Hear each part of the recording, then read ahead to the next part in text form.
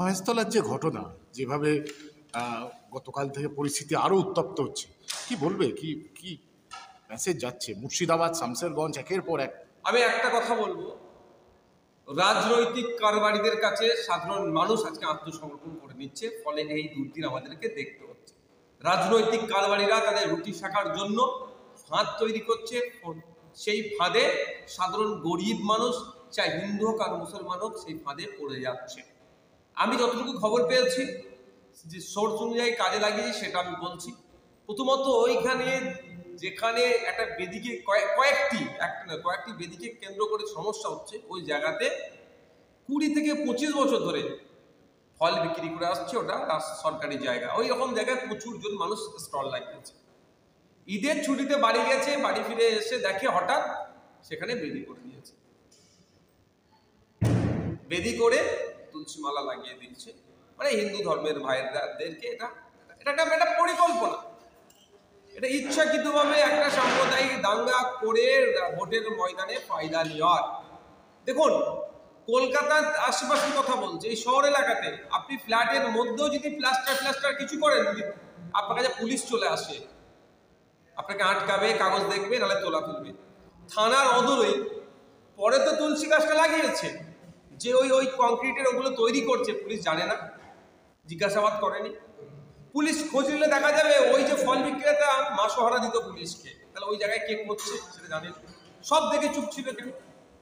পরে খবর পাচ্ছি যখন ফল বিক্রেতারা এসে এটাকে প্রতিবাদ করে, দুরকম খবর পাচ্ছি। একটা খবর পাচ্ছি যে তাদেরকে বলেছে জয় শ্রীরাম বললে তোরা বসতে পারবি, আর একটা খবর পাচ্ছি যে পুলিশের সামনে তাদেরকে জয় শ্রীরাম বলতে বাধ্য করিয়েছে। এই ঘটনাটাও শুনছি।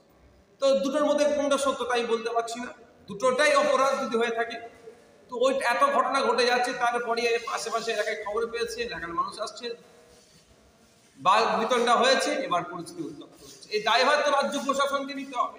সকাল 10টার দিকে ঘটনা ঘটছে, শুরুতেই যদি এটাকে কন্ট্রোল করে নিত, এই দুর্দিন দেখতে হতো না। এই যে আজকে একটা অশান্তি হচ্ছে, এই অশান্তির আগুনে ওই এলাকার মানুষ জ্বলছে। শুধু কি মুসলমান ক্ষতিগ্রস্ত হচ্ছে, না শুধু হিন্দু ক্ষতিগ্রস্ত হচ্ছে? ওখানকার মানুষ ক্ষতিগ্রস্ত হচ্ছে। দায়ভার রাজ্য প্রশাসনকে নিতে হবে। আর বিজেপি তো ওত পেতে বসে আছে, লাশের রাজনীতি করবে। বিজেপির অবস্থা এতই শোচনীয় পশ্চিম বাংলাতে যে মিস কল মেরে ওদের সদস্যপদ হওয়ার জন্য আহ্বান করেছিল, লোকে মিস কলও মারছে না বিজেপিকে, ভোট তো দেওয়া দূরের কথা। তাহলে সেইগুলো ভোটে কনভার্ট করতে গেলে কি করতে হবে? বাইনারি পলিটিক্স করতে হবে।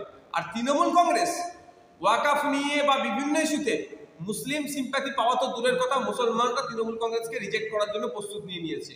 এই ধরনের কাজের যদি না সুযোগ দেয়, আমি বলছি সুযোগ দেওয়ার কথা বলছি, আমি কোট আনকোট বলছি, তাহলে মুসলিম হিন্দু বাইনারি হবে না, মুসলমানরা সেপারেট, হিন্দু ভাইরা সেপারেট হবে না, মুসলমান ভোট তৃণমূলের দিকে যাবে না, চাপে পড়ে যেতে হবে।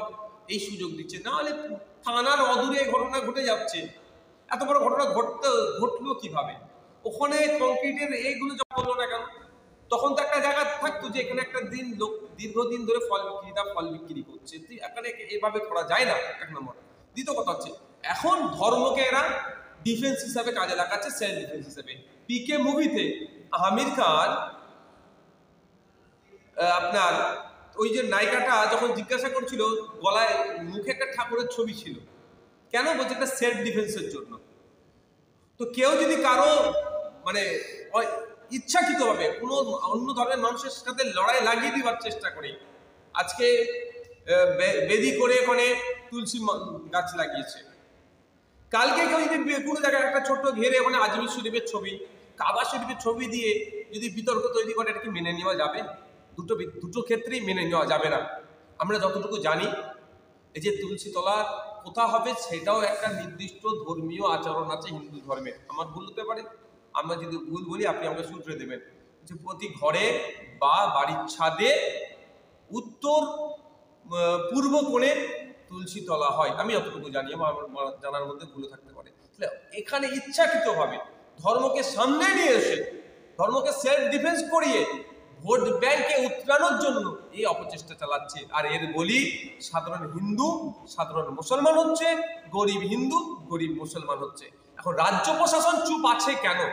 একের পর এক ঘটনা ঘটে যাচ্ছে। শামশেরগঞ্জ, ধুলিয়ান, যেভাবে ওখানে হত্যা হয়েছে, খুন হয়েছে, গুলিবিদ্ধ হয়েছে, ভাঙচুর হয়েছে, আগুন লাগিয়েছে, প্রশাসন দায়ী।